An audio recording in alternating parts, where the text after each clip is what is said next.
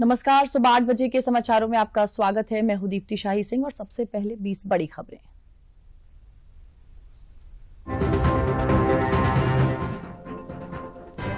योगी सरकार ने राज्य सरकार के कर्मचारियों को दिवाली से पहले दिया तोहफा। योगी सरकार ने राज्य सरकार कर्मचारियों का महंगाई भत्ते में 4% की बढ़ोतरी की।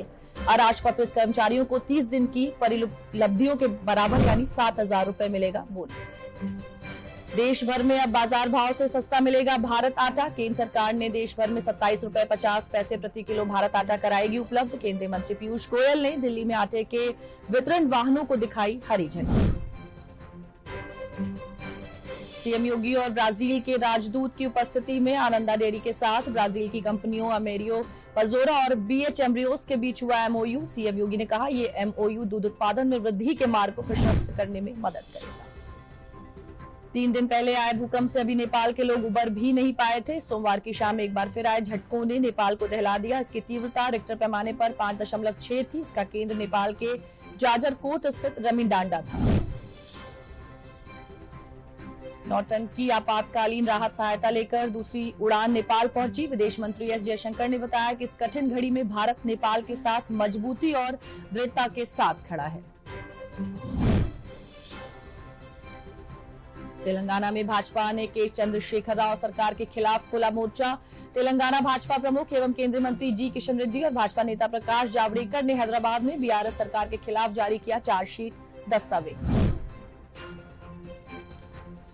दिल्ली में जारी है खराब हवा का कहर। केंद्रीय प्रदूषण नियंत्रण बोर्ड के अनुसार दिल्ली में वायु गुणवत्ता गंभीर श्रेणी में है। लगातार खराब हो रही हवा पर जताई चिंता।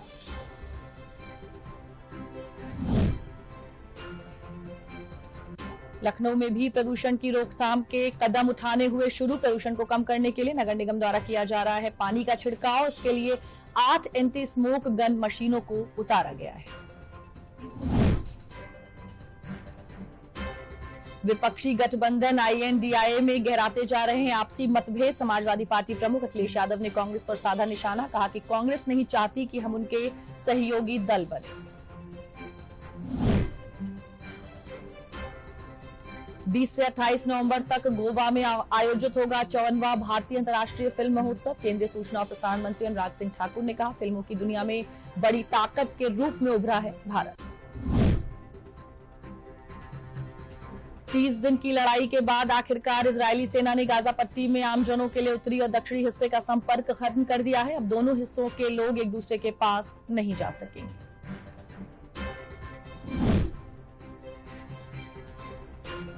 छत्तीसगढ़ विधानसभा चुनाव के पहले चरण की 20 सीटों के लिए और मिजोरम विधानसभा की 40 सीटों के लिए आज होगा मतदान। छत्तीसगढ़ में बस्तर संभाग की सभी 12 सीटें और दुर्ग संभाग की 8 सीटें शामिल हैं। बहुजन समाजवादी पार्टी ने कांग्रेस पर तंज कसा है कि देश में लंबे समय तक सत्ता में रहने वाली कांग्रेस ने ही पिछड़ों को आरक्षण के लाभ से वंचित किया। मध्य प्रदेश के टीकमगढ़ में बसपा प्रमुख मायावती ने चुनावी रैली को संबोधित किया। श्री राम जन्मभूमि पर निर्माणाधीन राम मंदिर के भूतल और प्रथम तल पर बिजली का काम पूरा हो गया है। सोमवार देर रात श्री राम जन्मभूमि तीर्थ क्षेत्र ट्रस्ट ने बिजली की रोशनी में जगमग हुए मंदिर की तस्वीरें साझा की। माफिया अतीक अहमद की हत्या के 6 महीने बाद भी उसके खिलाफ गैंगस्टर एक्ट की कार्रवाई है जारी। प्रयागराज में 12 करोड़ से अधिक कीमत की अतीक अहमद की संपत्ति की गई कुर्क।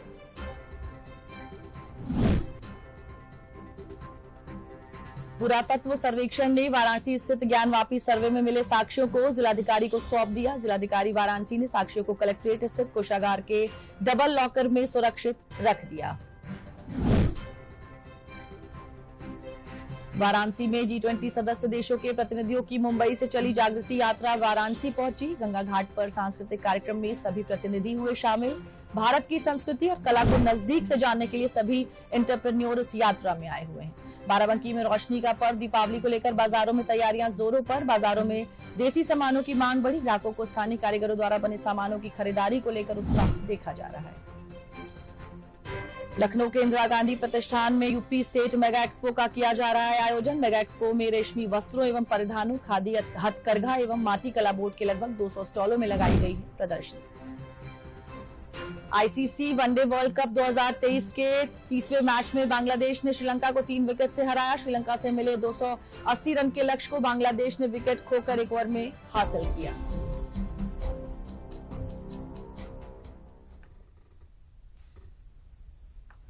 और अब समाचार विस्तार से। प्रदेश के डेयरी सेक्टर को बड़ा औद्योगिक स्वरूप देने के लिए मुख्यमंत्री योगी आदित्यनाथ के प्रयासों को बड़ी सफलता मिली है। ब्राजील की 2 बड़ी कंपनियों ने प्रदेश की आनंदा डेयरी के साथ मिलकर पोषण युक्त पशु चारा निर्माण और गोवंश नस्ल सुधार के लिए साथ मिलकर काम करने का निर्णय लिया है। दिसंबर 2022 में यूपी ग्लोबल इन्वेस्टर समिट के रोड शो के दौरान ब्राजील गई टीम यूपी के साथ हुई बातचीत के बाद अब इसे क्रियान्वित किया जा रहा है। मुख्यमंत्री योगी आदित्यनाथ और भारत में ब्राजील के राजदूत केनेथ नोबेग्रा की उपस्थिति में आनंदा डेयरी के साथ ब्राजील की कंपनियों अमेरिया पजोरा और बीएच एम्ब्रियोस के मध्य औपचारिक एमओयू संपन्न हुआ। मुख्यमंत्री ने कहा कि भारत एवं ब्राजील के संबंध सदा मैत्रीपूर्ण रहे हैं। गत 2 वर्षों में भारत और ब्राजील के बीच द्विपक्षीय व्यापार दोगुना हो गया है। प्रतिष्ठित डेयरी समूह आनंदा ग्रुप और ब्राजील की कंपनियों के बीच एमओयू उत्तर प्रदेश के किसानों के लिए दुधारू पशुओं के पोषण एवं प्रजनन में उपयोग की जाने वाली उन्नत तकनीक के माध्यम से दूध उत्पादन में वृद्धि के मार्ग को प्रशस्त करने में मदद करेगा। छत्तीसगढ़ में पहले चरण की 20 सीटों और मिजोरम की सभी 40 सीटों पर चुनाव प्रचार रविवार को शाम थम गया था। इन दोनों राज्यों में मंगलवार यानी 7 नवंबर को वोट डाले जाएंगे, जबकि मतगणना 3 दिसंबर को होगी। छत्तीसगढ़ में शेष 70 सीटों पर 17 नवंबर को मतदान होगा। छत्तीसगढ़ विधानसभा चुनाव के पहले चरण की 20 सीटों पर मतदान की तैयारियां पूरी हो गई हैं। इस चरण में प्रदेश की 90 में से 20 सीटों पर वोट डाले जाएंगे। पहले चरण में प्रदेश के 40,78,681 मतदाता कुल 223 उम्मीदवारों की किस्मत का फैसला करेंगे। निष्पक्ष और शांतिपूर्ण मतदान सुनिश्चित करने के लिए कुल 5,304 मतदान केंद्र बनाए गए हैं। सिक्योरिटी सुनिश्चित करना सबसे बड़ा हमारा दायित्व है, जिससे लोग निर्भीक होकर के आकर के वोट कर सके। तो हम पूरी कोशिश कर रहे हैं कि उसमें कुछ भी न छूटे और लोग बिल्कुल भयमुक्त वातावरण में वोट कर सके। डायरेक्ट जो है आप आयोग की वेबसाइट पे आप डायरेक्ट वेबकास्टिंग देख पाएंगे। इसके अतिरिक्त माइक्रो ऑब्जर्वर्स भी वहां पे रख रहे हैं और आप जैसे देख सकते हैं कि हमने इस दौरान मतदाता जागरूकता का भी बहुत प्रयास किया है। हमने लोगों को ये समझाने के लिए कि और आपके माध्यम से हम ये बार बार बताते भी रहे हैं कि सुरक्षा की व्यवस्था बिल्कुल चाक चौबंद हमने कर ली है, जिससे वो लोग बिल्कुल आश्वस्त रहे कि वो भयमुक्त वातावरण में आकर के वोट कर सकते हैं। प्रथम चरण के 20 विधानसभा क्षेत्रों में से 10 सीटों पर सुबह 7 बजे से दोपहर 3 बजे तक और 10 विधानसभा क्षेत्रों में सुबह 8 बजे से शाम 5 बजे तक मतदान होगा। इनमें पंडरिया, कवर्धा, खैरागढ़, डोंगरगढ़, राजनांदगांव, डोंगरगांव, खुज्जी, बस्तर, जगदलपुर और चित्रकोट विधानसभा क्षेत्रों में सुबह 8 बजे से शाम 5 बजे तक मतदान होगा। वहीं मोहला, मानपुर, अंतागढ़, भानु प्रतापपुर, कांकेर, केशकाल, कोंडागांव, नारायणपुर, दंतेवाड़ा, बीजापुर और कोंटा विधानसभा क्षेत्रों में सुबह 7 बजे से दोपहर 3 बजे तक वोट डाले जाएंगे। नक्सल संवेदनशीलता के आधार पर 600 से अधिक मतदान केंद्रों में स्पेशल फोर्सेस तथा सीएम की तैनात की जा रही है। अन्य मतदान केंद्रों में भी केंद्रीय अर्धसैनिक बल तथा स्थानीय पुलिस बल को तैनात कर चुनाव प्रक्रिया को सुरक्षित तरीके से संपादित करने के लिए सभी इंतजाम की गई है। हम क्षेत्र की जनता से अपील करना चाहते हैं, लोकतांत्रिक व्यवस्था को मजबूत करना हम सबकी सही जिम्मेदारी है। वहीं मिजोरम में विधानसभा की सभी 40 सीटों के लिए भी मतदान की तैयारियां पूरी हो चुकी हैं। राज्य में 4,39,026 महिलाओं सहित 8,57,000 से अधिक मतदाता 174 उम्मीदवारों के भाग्य का फैसला करेंगे। राज्य में 40 विधानसभा सीटों के लिए 1,276 मतदान केंद्र बनाए गए हैं। निष्पक्ष और सुरक्षित मतदान के लिए चुनाव आयोग ने पुख्ता इंतजाम किए हैं। मिजोरम में अंतर्राज्यीय और अंतर्राष्ट्रीय सीमाओं पर लगभग 30 मतदान केंद्रों को संवेदनशील और अति संवेदनशील घोषित किया गया है। बांग्लादेश और म्यांमार से लगती अंतर्राष्ट्रीय सीमाओं पर सुरक्षा कड़ी कर दी गई है। We have 30 critical polling stations, including one vulnerable polling station.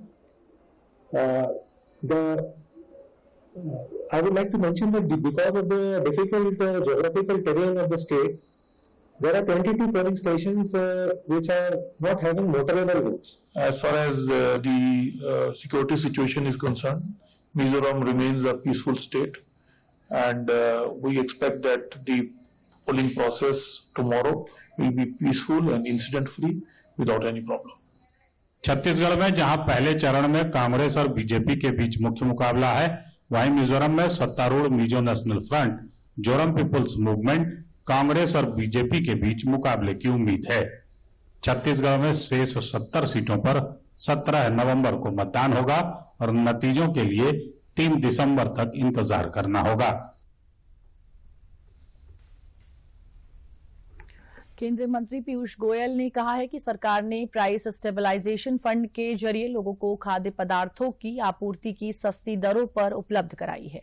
ये मोदी सरकार का क्रांतिकारी फैसला है। उन्होंने कहा कि लोगों को खाद्य आपूर्ति उचित मूल्य पर मिलती रहे, इसके लिए सरकार ने सस्ती दरों पर खाद्य आपूर्ति कराई है। उन्होंने हरी झंडी दिखाकर भारत आटा वैन की 10 गाड़ियों को रवाना किया।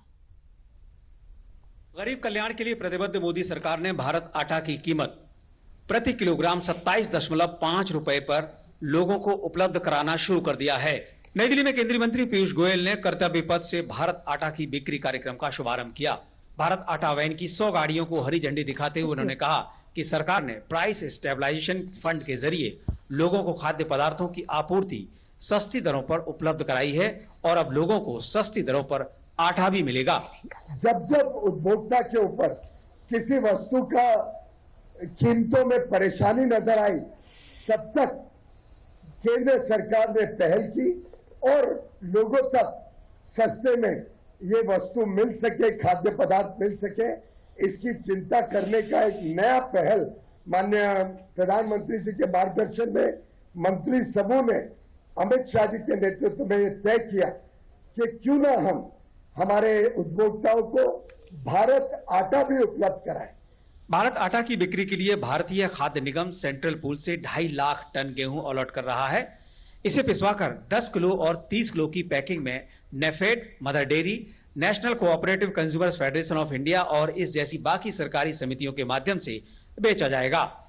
वहीं दालों की बढ़ी हुई कीमतों पर लगाम लगाने के लिए सरकार पहले ही सब्सिडी वाली भारत दाल की बिक्री शुरू कर चुकी है।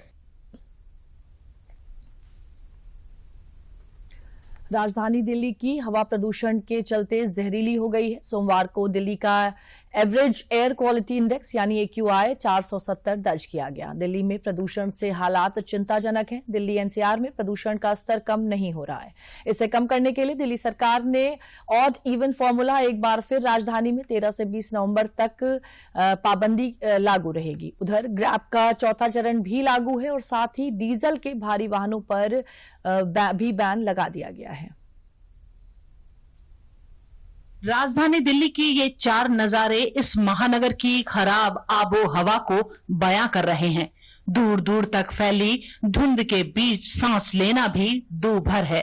केंद्रीय प्रदूषण नियंत्रण बोर्ड के अनुसार दिल्ली में वायु गुणवत्ता सूचकांक यानी AQI गंभीर श्रेणी में बना हुआ है।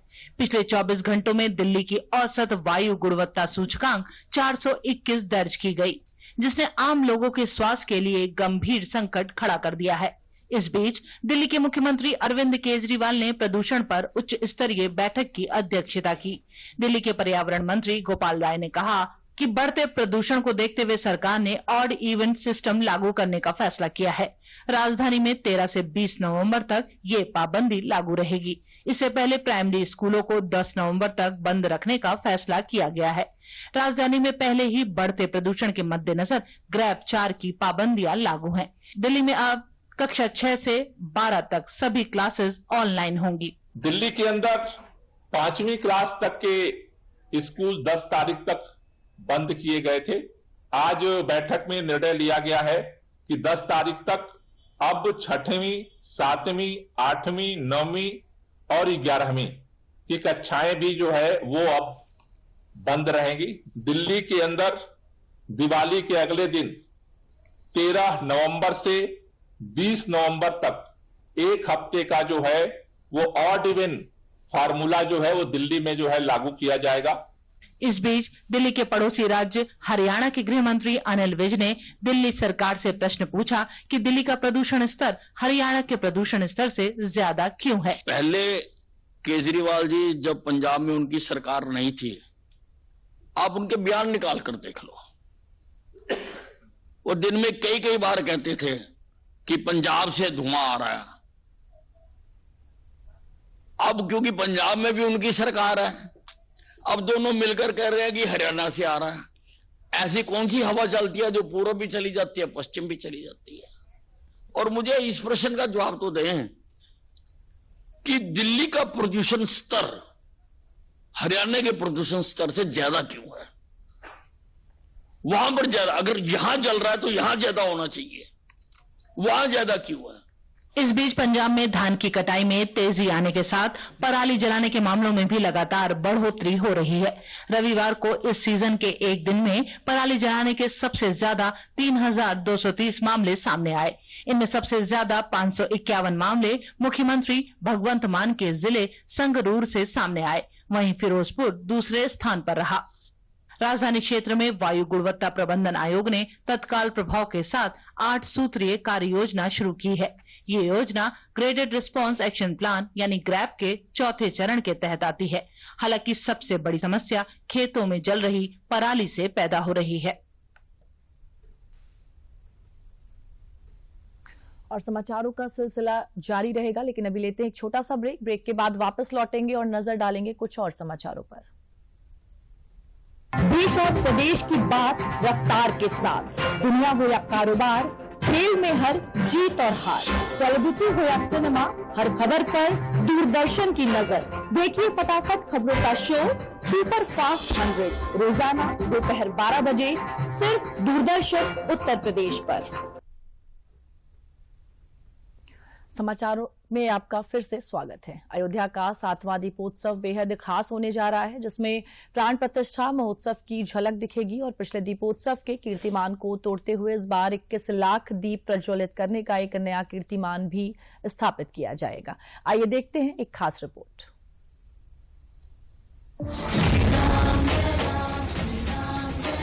पतित पावनी निर्मल सरयू प्रवाहमान है। सरयू प्रफुल्लित है कि अयोध्या में इस बार भी दीपों का उत्सव लगेगा। मर्यादा पुरुषोत्तम भगवान श्री राम के लंका विजयोपरांत भव्य आयोजन होगा। अयोध्या भगवान श्री राम का भव्य तरीके से स्वागत करेगी और उनके स्वागत के लिए तैयार भी हो रही है।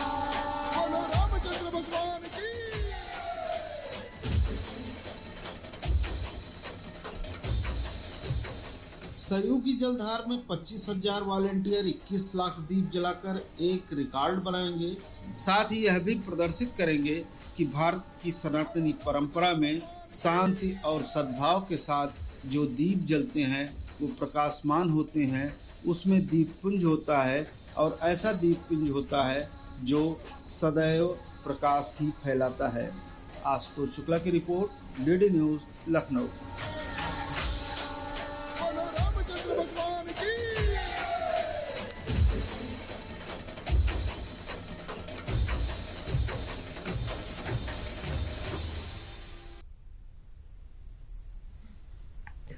बाराबंकी जिले में रोशनी का पर्व दीपावली को लेकर बाजारों में तैयारियां जोरों पर चल रही हैं। बाजारों में इस बार वोकल फॉर लोकल यानी देसी सामानों की मांग में तेजी पहले की तुलना में बढ़ गई है। ग्राहकों को स्थानीय कारीगरों द्वारा बने सामानों की खरीदारी को लेकर उत्साह देखा जा रहा है। बाजारों में घरों को सजाने के लिए बिजली की रंग बिरंगी झालरों, डिजाइनर मोमबत्तियों सहित इलेक्ट्रॉनिक सामान, टीवी, फ्रिज, बर्तन आदि की दुकानें सज रही हैं। तो वहीं कुम्हारों के चाक की रफ्तार भी दीपावली नजदीक आते ही तेज हो गई है और कुम्हार चाक पर दिए और मिट्टी के बर्तन बनाकर दीपावली की तैयारी में जुटे हुए हैं। दीपावली की तैयारियों में जुटे दुकानदारों ने बताया कि इस बार स्थानीय लोगों के द्वारा बने सामानों की मांग अधिक है, इसलिए हम सब भी जिले में ही बने उत्पादों को अपनी दुकानों पर रखे हुए हैं।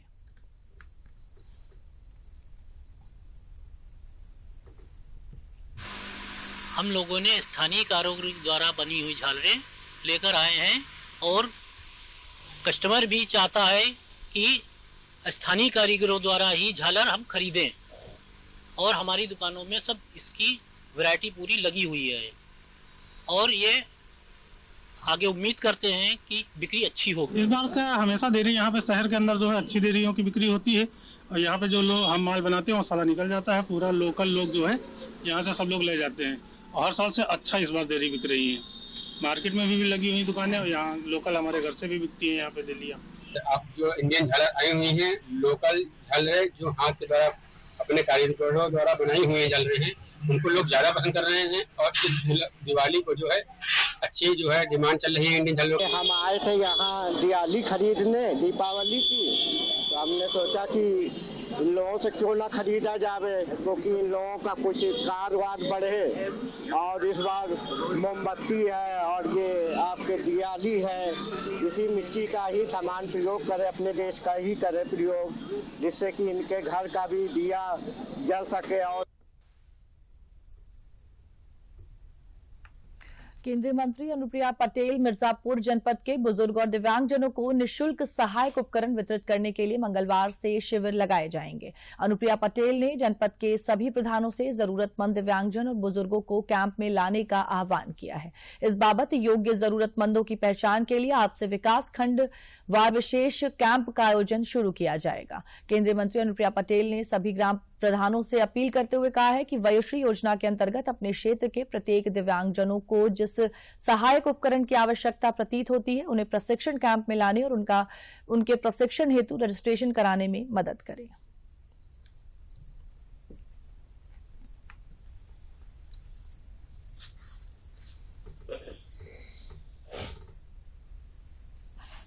सामाजिक न्याय और अधिकारिता मंत्रालय के अधीन जो हमारी दो महत्वपूर्ण योजनाएं हैं, दिव्यांगों की नागरिक योजना और हमारे जो वृद्धजन है उनके लिए वयोश्री योजना, तो इन दोनों योजनाओं में हमारा जनपद चुना एक बार होने जा रहा है।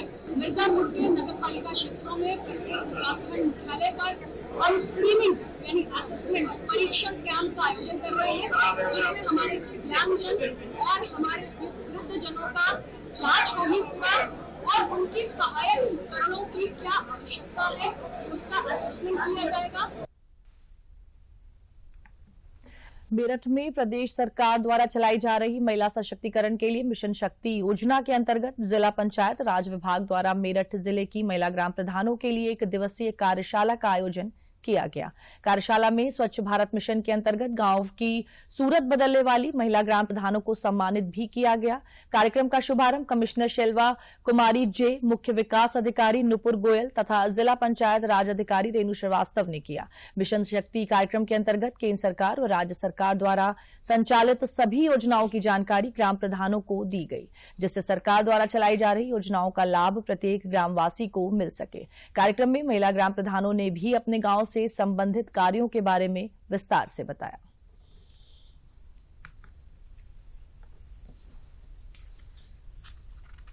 मिशन शक्ति के तहत महिला प्रधानों का एक मीटिंग हो रहा है मेरठ मंडल के, मेरठ डिस्ट्रिक्ट का 122 महिला प्रधान है। कई प्रधानों ने बहुत अच्छा काम किया है, हर फील्ड में इन्होंने कुछ किया है, उन्होंने काफ़ी चीज़ें शेयर किया है और कुछ सरकारी स्कीमों के बारे में भी बताया जिसमें हम लोगों को और ध्यान देना चाहिए। जैसे अभी इंफ्रास्ट्रक्चर काफ़ी चल रहा है काम, जैसे जल जीवन मिशन में बन रहा है, स्वच्छता में काफ़ी स्ट्रक्चर्स बन रहे हैं, कायाकल्प में काफ़ी काम हो रहा है, बट इसको हमेशा सस्टेनेबिलिटी कैसे रखें उस पर भी विचार हुआ है।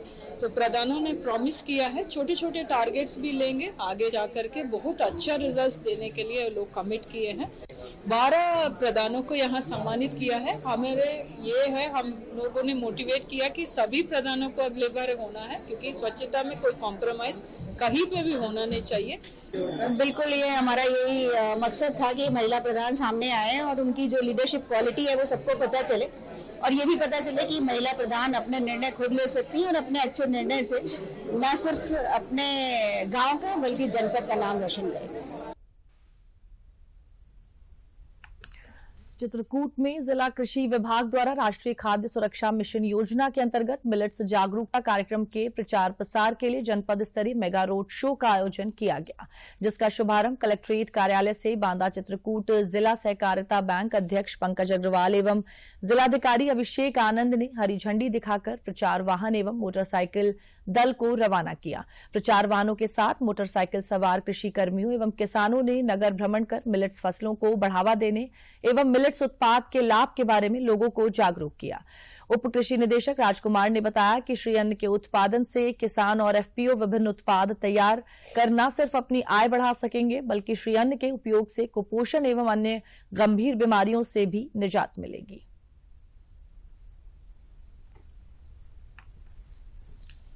जो सभी प्रकार के जो हमारे श्री अन्न है, ज्वार है, बाजरा है, सावा है, कोदो है, कापुन है, इस तरह के जो मिलेट्स हैं जो पहले खेती में होते थे, लेकिन अब बीच में जो है जब से धान गेहूं का प्रचलन बढ़ा, इसके उत्पादन कम हो गए। इसके उत्पादन को बढ़ावा देने के लिए और इसे कोई बीमारी नहीं होती है, इसमें खाद भी कम लगता है, पानी भी कम लगता है और इसको किसान मेल करके किसान आहार से करता है। इसके प्रति जागरूकता पैदा करने के लिए ये मिलेट्स जो मुख्य रैली थी, इसका उद्देश्य ये है कि मिलेट्स की हमारी फसलें हैं, ज्वार, बाजरा, सावा, इसके जो है उत्पादन को बढ़ावा देना और इसके उपभोग को बढ़ावा देना है कि किसान या आम जनता जो है इसके जो विभिन्न उत्पाद, इसके बहुत सारे उत्पाद बनते हैं, इसके जो है लड्डू बनते हैं, इसके मिठाई बनती है, इसकी खिचड़ी लगती है, बहुत सारे उत्पाद इसके बनते हैं। वाराणसी में G20 सदस्य देशों के प्रतिनिधियों की मुंबई से चली जागृति यात्रा वाराणसी पहुंची। यहां गंगा घाट पर सांस्कृतिक कार्यक्रम में शामिल होकर वाराणसी से प्रस्थान कर गई। इस यात्रा में G20 सदस्य देशों के एंटरप्रेन्योर, भारतवर्ष के एंटरप्रेन्योर को मिलाकर कुल लगभग 450 यात्री थे। ये यात्रा लगभग 15 वर्षों से लगातार चल रही है। कोविड काल में भी इस यात्रा को डिजिटली लागू रखा गया था। पूर्वांचल के टायर 2 और टायर 3 जिलों में कैसे उद्यमिता का विकास हो रहा है और भारत की संस्कृति और कला को नजदीक से जानने के लिए ये सभी एंटरप्रेन्योर इस यात्रा में आए हुए हैं। इस यात्रा में आए हुए विदेशी मेहमानों ने अपने अनुभवों को साझा भी किया। निरंतर चल रही है। कोविड के भी 2 साल में हम लोगों ने इसको डिजिटली चलाया था और हमारा उद्देश्य है कि हम लोग चाहते हैं कि छोटे गांव, शहर, टियर 2, टियर 3 जिले, जिसमें बनारस भी टियर 2 है, देवरिया टियर 3 है, ऐसे जिलों में हम लोग कैसे उद्यमिता से देश का विकास करें, कैसे एक नए भारत का निर्माण करें, जहां पर स्वावलंबन से, स्वरोजगार से यहाँ पर रोजगार यहाँ पर आए। पलायन जो पूर्वांचल से हो रहा है वो रुके और पूरे देश में एक ऐसी खुशहाली आए जहाँ पर ऊर्जा वहीं की वहीं रहे। देखिए, इस बार हम लोगों ने अपनी यात्रा G20 के साथ करी है, स्टार्टअप 20 के साथ, और करीब 20 देशों से यहाँ पर लोग आए हैं। हम लोग का ये इनके लिए संदेश ये है कि भारत एक ऐसा देश है जो उद्यमिता की राजधानी है और जहाँ तक सांस्कृतिक भारत की राजधानी वो बनारस है। तो यहाँ पर आके हम लोग बनारस में कल्चर और एंटरप्रेन्योरशिप, कैसे संस्कृति और उद्यमिता को साथ जोड़े, इसका पाठ पढ़ाया जा रहा है। यात्रा तो बहुत ही खूबसूरत रही है। हम पूरे पूरे भारत से बट पूरे विश्व से हम साथ में इस यात्रा में चले हैं और हम उद्योगिता के बारे में सीखने निकले हैं। बनारस के लिए हम कल्चरल इमर्शन के लिए आए थे कि हमारा जो ऐतिहासिक एक हम सीखने की भारत के जो रूट्स है, जो जड़ें हैं वो यहाँ पर है, तो समझने के लिए आए थे। It's very incredible. So it's very diverse, and I think the integration between the G20 delegates and the Indians is really interesting. I think it works on so many levels in terms of sharing different knowledge and skills, and we learn a lot from the Indian culture as well. लोगों को शुद्ध रेशमी वस्त्रों और परिधानों की पहचान के लिए लखनऊ के इंदिरा गांधी प्रतिष्ठान में 11 नवंबर तक चलने वाले यूपी स्टेट मेगा एक्सपो 2023 एवं पंडित दीनदयाल उपाध्याय रेशम रत्न सम्मान समारोह का आयोजन किया गया है। प्रदेश सरकार के सूक्ष्म, लघु एवं मध्यम उद्यम मंत्री राकेश सचान ने यूपी स्टेट मेगा एक्सपो 2023 का उद्घाटन किया और प्रदर्शनी का अवलोकन किया। मेगा एक्सपो में रेशमी वस्त्रों और परिधानों, खादी, हथकरघा एवं माटी कला बोर्ड के लगभग 200 स्टॉलों में प्रदर्शनी लगाई गई है, जिसमें उत्तर प्रदेश के अतिरिक्त बिहार, झारखंड, तमिलनाडु, कर्नाटक आदि द्वारा अपने रेशम उत्पाद का प्रदर्शन एवं विक्रय किया जा रहा है। इस अवसर पर रेशम के क्षेत्र में विशेष योगदान देने वाले कृषकों, उद्यमियों, बुनकरों, डिजाइनरों आदि को कुल 8 क्षेत्रों में कुल 16 विशिष्ट जनों को पंडित दीनदयाल उपाध्याय रेशम रत्न सम्मान से सम्मानित भी किया गया। साथ ही रेशम मित्र पत्रिका के प्रकाशन का विमोचन किया गया। जो है रेशम, हथकरघा, खादी, हैंडलूम, ये सब लोगों की हमारे पूरे सभी के सहयोग से ये एक्सपो का कार्यक्रम, मेगा एक्सपो का कार्यक्रम ये 3 तारीख से 11 तक चलेगा और इसमें सभी विभागों के द्वारा जो ODAP है उनके भी स्टॉल लगे हैं, हमारे खादी के भी स्टॉल लगे हैं, केंद्रीय रेशम बोर्ड के भी हमारे रेशम से जुड़े। और समाचारों में मेरे साथ फिलहाल के लिए इतना ही। 10 बजे के समाचारों में आपसे फिर मुलाकात होगी। नमस्कार।